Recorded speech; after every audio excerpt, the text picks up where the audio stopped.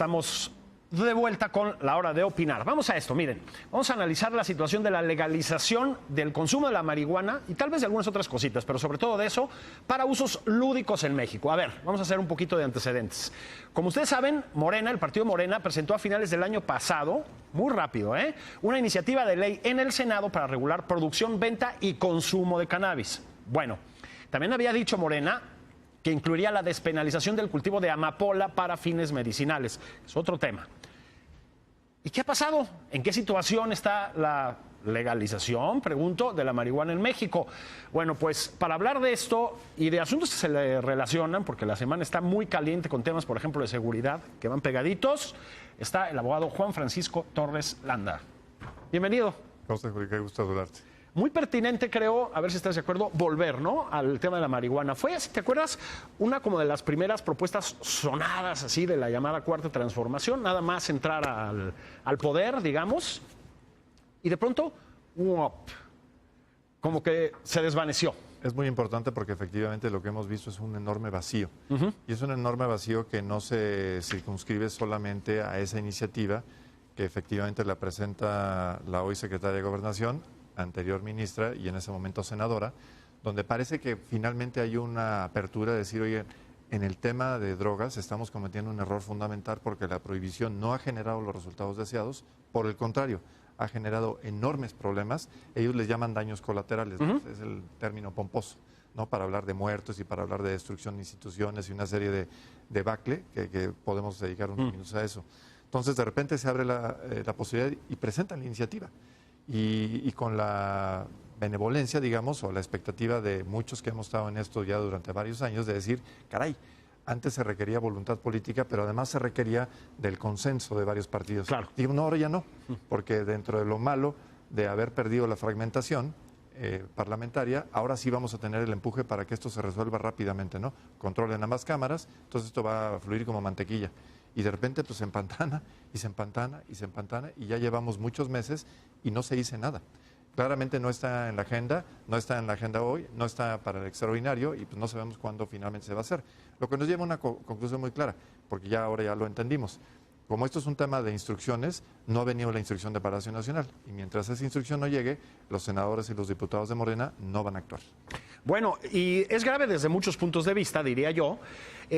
Decía Semáforo Delictivo, que sacó ayer cifras, bueno, la verdad muy preocupantes sobre inseguridad, sobre índices delictivos precisamente, que sobre todo en lo que tiene que ver con homicidios, Guardia Nacional, policías municipales o no, estatales o no, lo que tú quieras, dicen, mientras no ataquemos un problema central, que es la regulación de las drogas, empezando por la marihuana, digamos, no hay nada que hacer. ¿Es cierto? Sí, mira, aquí hay un tema central, que hay que poner las cosas muy claras. Si tuviéramos un ejercicio donde apenas lleváramos unas semanas, unos meses, de decir, vamos a optar por una vía distinta, que es dejar a un lado las instituciones civiles y vamos a utilizar las instituciones militares, porque por confianza, por eficacia, por lo que sea, la emergencia lo merita y vamos a ir adelante. Nada más que hay un tema, llevamos 12 años haciendo eso, claro, y los datos duros no mienten, ahí está clarísimo cuál es el resultado de esto. Nos preocupa que hay un tema de terminología, se llamaba Policía Federal, y luego alguien dijo, no, ahora le vamos a llamar Gendarmería y ahora le vamos a llamar Guardia Nacional, como si por el tema de los nombres esto fuera a cambiar o por el color de los uniformes. No, no va a cambiar. ¿Sabes cómo lo estamos explicando? Porque luego de repente la gente dice, eso no lo entiendo bien. Yo se los voy a poner muy fácil. Estamos generando corporaciones de bomberos. Lo que estamos haciendo es generando personas que van a ir a atacar y van a... No estamos buscando cómo eliminar que haya el elemento que genera la ignición. Entonces, lo que estamos generando son enormes cuerpos de bomberos, que además con un agravante adicional, llegan ya tarde a cuando el incendio ya está ahí y rocían agua para todos lados, generando enormes problemas porque a veces el daño del agua es mayor que el del incendio original. Me refiero a derechos humanos, si me estoy dando a entender. Claro. Entonces, el grave problema es que no estamos entendiendo que el problema está acá y está en la serie de componentes que generan la incidencia delictiva y son las faltas de oportunidades en el trabajo, la seguridad y justicia como tal, educación, etcétera. Y si no atacamos esta columna, entonces no vamos a resolver y vamos a generar, insisto, muy buenos bomberos, vamos a tener capacidad de contención, pero los incendios no van a parar. Si no damos la vuelta y volvemos al origen de las cosas, esto no va a resolver. Vuelvo entonces a tu pregunta. ¿Qué tiene que ver la regulación de las drogas con esto? Muchísimo, porque el incentivo económico que da gran potencia al funcionamiento de las bandas delincuenciales está asociado directamente con el tráfico de enervantes. La marihuana es uno de ellos y hay muchos otros más. Marihuana es importante por volumen y por precio, aunque hoy en día nos preocupa más desde el punto de vista mexicano el tema de opiáceos y lo que está sucediendo en Guerrero. Ahí tenemos un foco y una alarma roja grande de un deterioro fundamental. Mientras no entendamos, insisto, que regulando estamos mejor que dejando que la delincuencia lo haga, porque aquí alguien me dice, ¿y quién regula? Regula la delincuencia, o sea, sí hay una regulación. Claro. Edad, consumo, dispersión, sí se regula, nada más que lo regula la delincuencia. La pregunta es, ¿por qué si lo que nosotros le ofrecemos al Estado es fortalecerse y que ellos sean los reguladores, la respuesta sea no, no quiero hacerlo así, quiero que siga siendo la milicia la que me responda. No vamos a generar nada nuevo. Muy buenos bomberos, muchas bombas, mucha agua, pero los incendios se van a seguir generando. Y la incidencia delictiva, justamente en lo que va de este sexenio, ya sabemos que los indicadores van para arriba. Homicidio, violación, lesiones, ojo con secuestro. Y lo que es la parte de extorsión y derecho de piso es un tema de altísima preocupación porque eso destruye la base de generación económica. Cuando tú no puedes abrir una tortería o tú no puedes dedicarte a un restaurante o una miscelánea porque tienes que pagar un derecho de piso y el Estado es incapaz de prevenirlo, ahí estamos tocando fondo en cuanto a que no hay un respeto a las instituciones. Y eso lo llevo a Minatitlán. ¿Cómo es posible que un evento como Minatitlán haya sucedido? ¿Sabes por qué sucede? Porque saben que no va a pasar nada. Claro. Porque hay un total despecho y un total falta de respeto a las instituciones. No me van a poder hacer nada. Y así puedo entonces invadir la esfera de los particulares. Puedo irrumpir en una fiesta. Puedo inclusive cometer crímenes de lesa humanidad, como es rematar a personas que ya están heridas y saber que no me va a pasar nada. Ojo, esas son las señales que nos preocupan. Y yo diría aquí muy puntualmente, Minatitlán nos tiene que tener ofendidos e impactados a todos. Lo que sucedió en Tabasco, lo que sucede en Guanajuato y todos. Porque aquí ya no se vale la excusa de a mí no me afecta, que otros se preocupen. No, claro. Todos estamos afectados por Minatitlán. Todos estamos afectados por lo que pasa en Guanajuato y todos es Veracruz. Y bueno, la gama es interminable. Tenemos que exigir un diálogo y una retórica distinta de nuestra clase política, empezando por el presidente, las cámaras, los gobernadores, y que no se laven las manos, ellos son responsables. Hay que reconstruir a nuestras policías, hay que reconstruir la comunicación que existe entre municipio, estado y federación, entre policías y fiscalías. Tenemos un sistema penal acusatorio que en diseño es muy bueno, pero la ejecución ha sido fatal. 8 años de olvido y ahora ya tenemos 2 o 3 años de ejecución, pues con resultados muy pobres, porque nunca los educamos. Tienen un auto Fórmula 1, pero nunca les educamos para saber ni siquiera dónde está el volante. Por eso no funciona. Una cosa más, la marihuana, lo hemos visto en Estados Unidos, la marihuana regulada, pero también la amapola, los opiáceos, en la medida en que sean un mercado y un sistema de producción legales, digamos, son una fuente de empleo importantísima. Generan mucha riqueza, estamos de acuerdo. Es Totalmente. decir, sería una solución doble, ¿no? Sí, mira, puedes checar tú en los registros las declaraciones del gobernador de Guerrero. El gobernador de Guerrero ha sido muy puntual. El Estado está devastado, no tenemos solución. Vivimos inmiscuidos en una violencia que ya permeó a todos los lados. ¿Cuál es la solución? Dice, hay una sola: regularizar el funcionamiento de los sembradíos de amapola. Por 2 razones. Uno, porque institucionalmente se puede hacer, porque los tratados internacionales nos permiten regularizar y tener sembradíos en los cuales se generen opiáceos, que la industria farmacéutica, por ejemplo, los requiere. Hoy en día, esos insumos, ¿de dónde los traemos nosotros? Pudiéndolos traer de un esquema regulado, donde hubiera impuestos, donde hubiera protección de seguridad social, etcétera, para los campesinos guerrerenses, no. Hoy pagamos divisas y los traemos de Turquía. Entonces le pagamos a los agricultores de Turquía para que generen el insumo de opiáceo, con los cuales se hacen, por ejemplo, la morfina y otra serie de medicamentos que son necesarios. No, preferimos beneficiar a los agricultores de Turquía y no beneficiar a los propios guerrerenses. Entonces el efecto es doble. Los castigamos y además generamos un problema insalvable de inseguridad. ¿Y por qué no le optamos por lo segundo? Quitemos ese foco de atención en violencia, protejamos a nuestros campesinos, generemos un insumo local. Es más, podríamos hasta generar exportaciones. Sería un generador de divisas. Pero no, aquí estamos empecinados en que aquí vamos a poner la sangre hasta el último momento para generar 250,000 muertos, 40,000 desaparecidos. Hoy hay 36,000 cuerpos sin identificación. Sí, es una locura. 36,000 pelados que están ahí con ciudadanos que no sabemos quiénes son. Fosas comunes por todos lados. Bueno. Y en algunos casos los forenses que ya no saben cómo apilar los cuerpos y los ponen en trailers sin refrigeración. Como vimos, ¿no? Y la marihuana, ahí además entra, a ver si estás de acuerdo, un tema, casi voy a decir filosófico, que es el derecho a usar tu cuerpo, ¿no? Hablo ya del uso recreativo llamado de la marihuana, ¿no? Bueno, otra vez, en Estados Unidos se ha convertido en un mercado regulado, súper próspero. Creo que las cifras son 8,000 millones de dólares al año, una cosa por el estilo, Y ¿no? creciendo.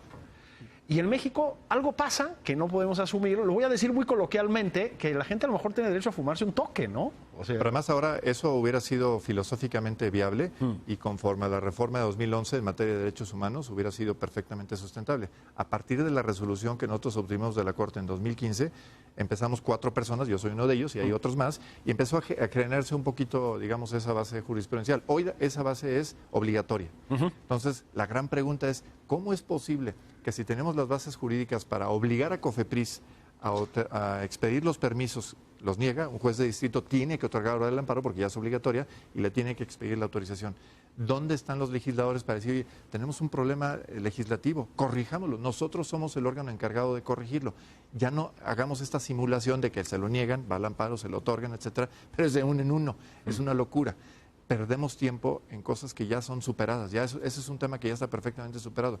Solamente se explica por el letargio y la verdad la cerrazón, yo diría la hipocresía legislativa. una cosa más, y creo que aquí sobre todo tiene que ver con la mota. Se nos ha olvidado que tenemos una buena cantidad, sobre todo de jóvenes, metidos en cárceles, y lo voy a decir, cárceles mexicanas además, que son, todos sabemos lo que son, por nada, por llevar otra vez un poquito así de Les mota, llamamos primodelincuentes, Claro. porque efectivamente son delincuentes porque se les sorprendió, peligrosísimos delincuentes, porque se les sorprendió con una cantidad, ¿no?, para consumo. Hablas con los policías y ¿por qué los detuvieron? Porque yo estoy cumpliendo con la ley. Sí. A mí me piden que persiga delincuentes y voy con estos. Oye, ¿y qué pasa con los que asaltan hogares o los que...? No, esos son muy peligrosos. Yo voy sobre los que son corderitos, ¿no?, y los llevo. ¿Cuál es el pacto que tenemos con la delincuencia? Les hacemos llegar cárceles, como tú dices bien, en que ellos las controlan. Todas las cárceles en nuestro país, y hasta que me demuestren lo contrario es cierto, son autogobierno. Adentro rigen los delincuentes. Entonces, ellos tienen el control de eso. Segundo, les pagamos la renta, porque nosotros sostenemos este tema, ¿no? Tercero, les dimos la operación para que desde ahí tengan sus redes de narcotráfico, de secuestro, de extorsión, etcétera. Esas son sus bases operativas. Pero como están ahí dentro, pues no, sería muy injusto que no les lleváramos los reclutas. Entonces les llevamos los reclutas, esos jóvenes, ¿no? Y dejamos que los endoctrinen en estas universidades del crimen. Ese es el pacto que tenemos hoy en día con la delincuencia. Les damos absolutamente todos. Y a estos jóvenes les destrozamos la vida. Y entonces, estás hablando como en un 60 o 70% de los reclusos hoy en día tienen que ver con este tipo de incidentes. Imagínate la sobrepoblación que estamos generando, el famoso hacinamiento de 50, 60, 70%, con todos los problemas que eso trae aparejado. Destrozamos la convivencia, destrozamos las células, dejamos que las familias estén expuestas. Es una tragedia enorme que solamente las personas que están directamente involucradas la entienden, pero que todos los ciudadanos tendríamos que solidarizarnos, porque es el momento de darle la vuelta a esto y entender que la ruta no ha generado resultados y que si no hacemos algo distinto, como decía Einstein, los resultados no van a cambiar. Por eso no estamos de acuerdo con la Guardia Nacional, por eso no estamos de acuerdo en que no se respeten y se fortalezcan las instituciones civiles, por eso no estamos de acuerdo en que las fiscalías no sean autónomas. Todo esto es parte de un cóctel que si no arrancamos y hacemos algo realmente de fondo y nos unimos en pos de legalidad, en pos de respetar lo que es el sistema penal acusatorio, etcétera, si no lo hacemos de fondo, los minatitlanes se van a repetir una y otra vez, con todo lo que eso trae aparejado. Hemos hablado de, digamos, de dos sustancias que más o menos se ha aceptado que pueden ser debatiblemente reguladas, ¿no? Sí. Los opiáceos, la amapola, pues, por el tema médico, y la mota, la marihuana, que se considera, digamos, una sustancia no tan dañina, vamos a decirlo así, ¿no? Pero y las demás drogas, digo, porque tenemos problema con lo que se nos ocurra, con el cristal, con la heroína, con la coca y etcétera. Ahí, digamos que eso puede ser un paso posterior, pero ¿cuál debe ser el camino? Porque también tiene mucho que ver con la violencia y con lo demás, ¿no? Te respondo dos cosas, y un tema antes de que se me olvide. Uso medicinal. Tenemos una reforma de 2017 que permite el uso medicinal de marihuana. Sí. un reglamento pendiente de emisión. Tenían 180 días desde diciembre de 2017 y no lo han expedido. Se han tardado un poquito. Un poquito, ¿no? Ellos se autoimpusieron el plazo y no lo han generado. Tenemos gentes que obviamente que dependen de eso para tener una calidad de vida, como fue el caso de Grace Elizalde, y como esas hay 50,000 personas en un cálculo muy conservador. ¿Cuál es el papel del Estado mexicano para negarles a todas estas personas una mejor calidad de vida en aras de sostener una prohibición que además hoy legalmente ya no existe, por lo menos en materia medicinal y terapéutica, pero que se les niega porque en la vía de los hechos no expiden un reglamento? Te lo dejo ahí como algo que es igualmente una tragedia inexplicable para las personas que están sujetos a este yugo. Voy a tu otra pregunta. La regulación tiene que ser absoluta. En la medida en que dejes una droga que esté prohibida, entendida como regulada por la delincuencia, ese es un camino para generar un monopolio en su distribución, en su etcétera, en todo el camino, digamos, en la cadena productiva, y es algo que van a defender a cuerpo y espada, porque es un negocio muy rentable. Hoy, por ejemplo, sabemos que en nuestro país, en materia de marihuana, ya no le interesa tanto la exportación, porque ya la tienen allá. Entonces, ya más bien hay un tema de comercio interestatal, porque hay 30 estados que permiten en Estados Unidos el comercio y el uso de la marihuana, y otros no. Entonces ya se regula esto y dicen, bueno, ¿para qué la traemos de México si la podemos hacer aquí? Aquí el tema son opiáceos, ¿no? Y a lo mejor algo de marihuana para distribución local, y todo esto se organiza como un negocio. Al final del día es un negocio, no eficiente. No eficiente, porque en el momento en que lo regularas, toda esta serie de ineficiencias y cortes de corrupción, etcétera, los vas a eliminar, porque ya no hay el incentivo para entregar estas cantidades. Pero la respuesta debe ser muy puntual. Si no regulamos todas las drogas, beneficiamos a la delincuencia. ¿Se ha hecho en nuestro país? Sí, la respuesta es que sí. En 1940 el presidente Lázaro Cárdenas expidió el Reglamento Federal de Toxicomanías. Ese reglamento regulaba todas las drogas, absolutamente todas. Y si tú ves la exposición de motivos, la podrías traspasar al día de hoy, y los problemas que detectaron en 1940 son los mismos que estamos viviendo hoy. Policías no ocupadas en lo que es realmente fundamental, criminalidad exacerbada, sistema de salud que no está dedicándose a lo que debe hacer y instituciones debilitadas. Caray, ya tenemos el ejemplo, lo que no queremos es aplicar. Y además, ese presidente entiendo que es de los favoritos del actual. Carajo, entonces podríamos tomar un poquito ahí de remembranza histórica y aplicarla a lo que tenemos hoy en día. Te agradezco muchísimo, ha sido francamente ilustrativo.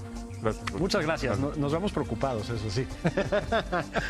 Oigan, hablando de preocupaciones, hacemos pausa muy veloz. Regresamos con Marco Fernández, hablar de esta propuesta de la Secretaría de Educación de no reprobar a los chamaquitos, ¿se acuerdan?